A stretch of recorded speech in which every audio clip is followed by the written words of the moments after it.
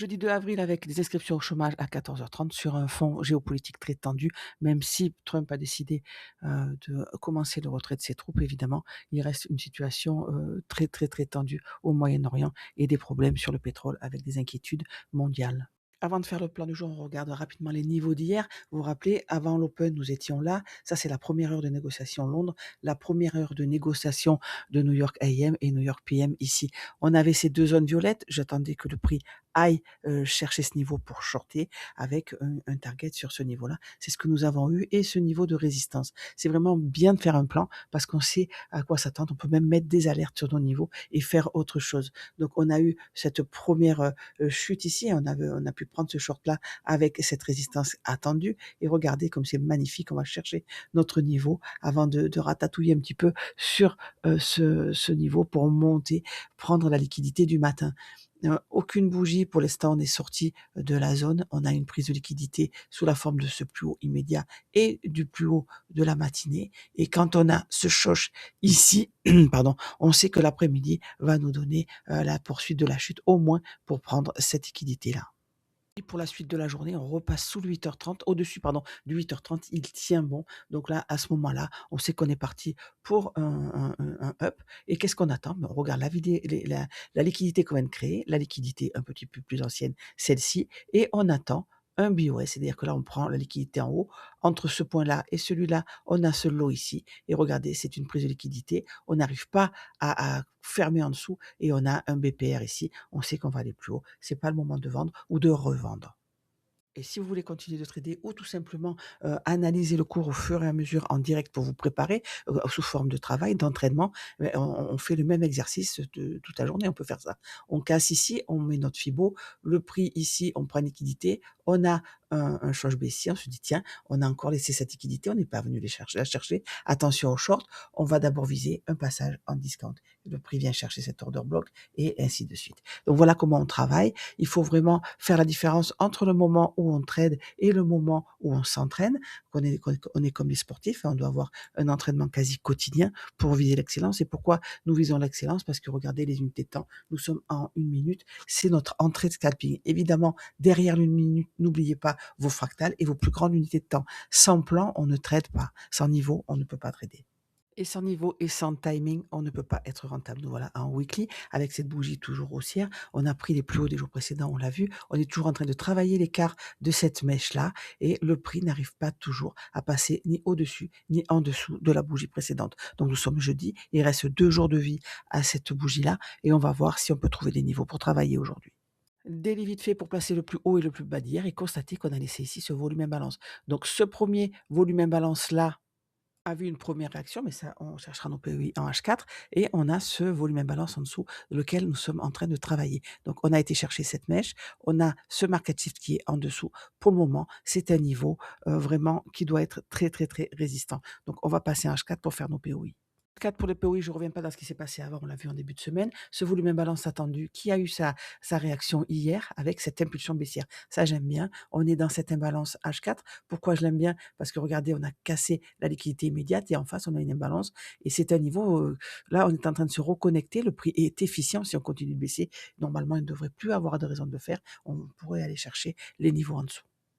M15, cette imbalance H4 a été fermée, oui, mais il reste plus d'1 heure à cette bougie. Donc, officiellement, en H4, elle n'est pas entièrement clôturée. On verra où clôture cette bougie H4.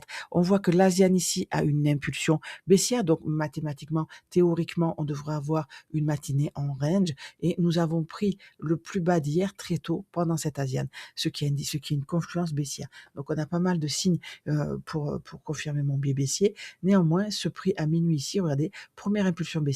Si le prix passe au-dessus, ça va créer un order block M15 ici haussier qui peut être costaud. Donc, je m'attends à une matinée qui retrace pour aller chercher d'un premier temps. Vous voyez, ce suspension block, c'est un volume imbalance au-dessus et en dessous de la bougie. C'est ce suspension block, c'est un beau niveau. Surtout que c'est le niveau de market shift puisque c'est le niveau de la veille, du bas de la veille qui a été cassé. Donc, on peut très bien remonter, s'appuyer là-dessus. Donc, je vais surveiller évidemment ce niveau et ensuite, si on remonte, évidemment mon imbalance ici, mon volume imbalance ici. Ce niveau hier, vous vous rappelez, c'était le niveau qui devait résister.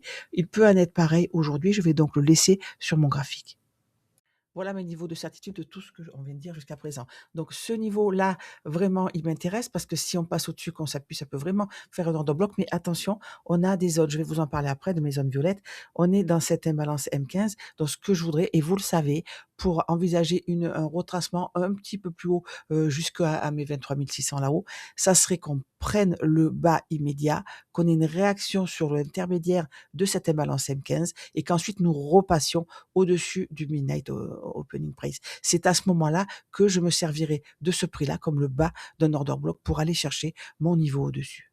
Surprise, le scénario short, on va remonter, prendre, mon niveau au-dessus, prendre cette ligne de liquidité, retravailler les niveaux de mèche de quart, weekly, vous le savez, pour ensuite avoir un short propre. Donc nous avons ici ce range, on a bien cette prise de liquidité, on a bien une bougie, hein, qui a clôturé au-dessus et là nous sommes en train peut-être de faire une manipulation à la baisse avant d'aller chercher un niveau plus propre au-dessus pour chuter. C'est ce que j'imagine, c'est ce que je voudrais que le prix fasse. Mais avant de remonter, je n'ai pas de certitude ici que la chute, c'est terminé. Regardez, nous avons le 8h30 Paris au même niveau que le New York minuit, donc c'était un niveau très très fort et on n'a pas encore de cassure officielle, de cassure nette pour me dire voilà, ces deux bougies haussières sont un order block. Moi, ce que je voudrais, c'est qu'on reprenne ce niveau, qu'on aille chercher ma zone violette avant d'avoir une confirmation qu'on aura un retracement ensuite à la hausse. Et c'est ensuite que je chercherai un short digne de ce nom, en grande unité de temps, pour aller évidemment beaucoup plus bas. Mes niveaux en dessous, hein, ce niveau-là, on l'a vu en HTF et évidemment, si on casse au-dessous de ce niveau, ça, c'est encore un quart de la mèche weekly, ça invalide. Si on fait ça avant d'avoir le scénario C, ben c'est tant pis, ça partira sans moi. Donc voici le scénario long ici, mon retracement, le scénario short ici. Je voudrais vraiment qu'on ait cette réaction au-dessous pour envisager d'aller chercher mon niveau 22 700. Donc attention, on risque d'avoir une matinée en plus vraiment en range suite à l'expansion pendant l'Asian. Et très souvent, quand l'Asian est comme ça, c'est pas à Londres qu'on trouve une bonne entrée, c'est plutôt à New York. Je travaille avec le M15 et le M1 et toujours mes zones violettes, hein, celles que j'attends pour travailler. Le minuit et le 8h30 qui sont vraiment très très proches. On voit qu'on a cette prise de liquidité. Nous sommes dans cette trend haussière. Si le prix doit monter, je voudrais que cette bougie-là se comporte comme un order block et c'est-à-dire qu'on ait une réaction. Mais regardez, on a du mal à rester ou quand même au-dessus encore de nos prix d'ouverture. Donc ça valide un petit peu mon idée qu'on va reprendre ce niveau-là, le lot nouvellement créé et je voudrais bien une mèche en réaction sur les 22 939. Donc je vous retrouve sur le Discord. Ici, vous avez vu, j'ai un petit peu changé mes zones. C'est-à-dire que c'est la première heure de négociation de Londres, de New York AM et de New York PM. C'est là-dessus qu'on va peut-être un petit peu travailler prochainement. Mais je vous retrouve sur le Discord.